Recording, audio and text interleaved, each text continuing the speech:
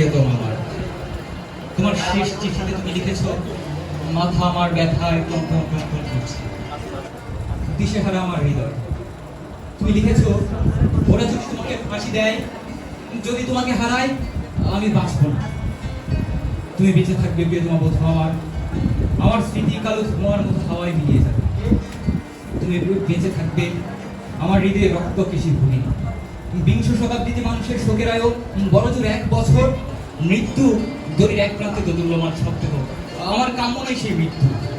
কিন্তু প্রিয়তমা আমার, তুমি জেনো, জল্লাদের লোমশ হাত যদি আমার গলায় ফাঁসির দড়ি পড়ায়, নাজিমের নীল চোখে ওরা বৃথায় খুঁজে ফিরবে ভয়। অন্তিম অন্তিম উষার অস্তকালে আমি দেখবো আমার বন্ধুদের, আমি তোমাকে দেখবো। আমার সঙ্গে কবরে যাবে শুধুমাত্র এক অসমাপ্ত গানের বেদনা। বধূ আমার, তুমি আমার কোমল প্রাণ মৌমাছি, চোখ তোমার মধুর চেয়েও মিষ্টি। কেন যে তোমাকে লিখতে গেলাম, ওরা আমাকে ফাঁসি দিতে চায়। বিচার সবেমাত্র শুরু হয়েছে, আর মানুষের মুন্ডুটা তো মোটার ভুল নয় যে ইচ্ছে করলেই ছিঁড়ে নেবে। ভুলে যেও না, আমি যার জেলখানায়, তার মনে যেন সব সময় ফুর্তি থাকে। বাতাস আসে বাতাস যায়, চেরির একই ডাল একই ঝড়ে দুবার তুলে না। গাছে গাছে পাখির কাকলি পাখাগুলো উঠতে চায়, জানলা বন্ধ টান মেরে খুলতে হবে। আমি তোমাকে চাই, তোমার মতোই রমণীয় হোক জীবন, আমার বন্ধু, আমার প্রিয়তমার নতজন হয়ে আমি চেয়ে আছি মাটির দিকে, উজ্জ্বল নীল ফুলের মঞ্জুরিত শাখার দিকে আমি তাকিয়ে। তুই যেন মৃন্ময়ী বসন্ত আমার প্রিয়তমা, আমি তোমার দিকে তাকিয়ে। মাটিতে পিঠ দেখে দেখে আকাশকে তুমি মধুমাস, তুমি আকাশ, আমি তোমাকে দেখছি প্রিয়তমা। আর রাত্রির অন্ধকারে গ্রাম দেশে শুকনো পাতায় আমি জ্বালিয়েছিলাম আগুন, আমি স্পর্শ করছি সে আগুন। নক্ষত্রের নিচে অগ্নিকুণ্ডের মতো জ্বালা তুমি আমার প্রিয়তমা, আমি তোমাকে স্পর্শ করছি। আমি আছি মানুষের মাঝখানে, ভালোবাসি মানুষকে, ভালোবাসি আন্দোলন, ভালোবাসি চিন্তা করতে। আমার সংগ্রামকে আমি ভালোবাসি। আমার সংগ্রামের অন্তঃস্থলে মানুষের আসলে তুমি আসি। প্রিয়তমা বধূ আমার, আমি তোমাকে ভালোবাসি।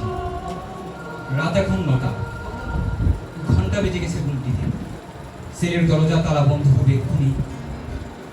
বেঁচে থাকায় অনেক আশা প্রিয়তমা, তোমাকে ভালোবাসার মতো একাগ্র বেঁচে থাকা।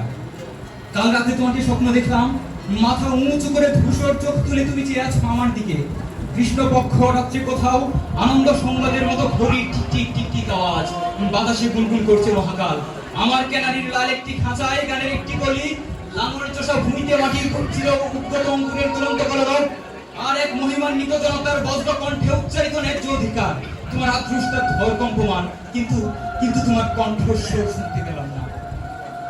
যে সমুদ্র সব থেকে সুন্দর তা আজও আমরা দেখিনি, সব থেকে সুন্দর শিশু আজও বেড়ে ওঠেনি, আমাদের সব থেকে সুন্দর দিনগুলো আজও আমরা পাইনি।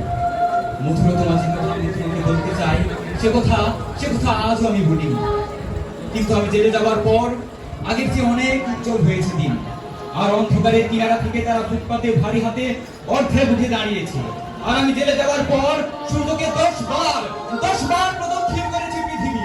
আর আমি বারংবার সেই একই কথা বলছি, জেলখানায় কাটানো 10টা বছরে যা লিখেছি সব তাদেরই জন্য, যারা মাটির পিঁপড়ের মতো, সমুদ্রের মাছের মতো, আকাশের পাখির মতো অগণিত, যারা ভীরু, যারা বীর, যারা নিরক্ষর, যারা শিশুর মতো সরল, যারা ধ্বংস করে, যারা সৃষ্টি করে, কেবল তাদেরই ধরো আমার জেলের 10টা বছর শুধুমাত্র কথা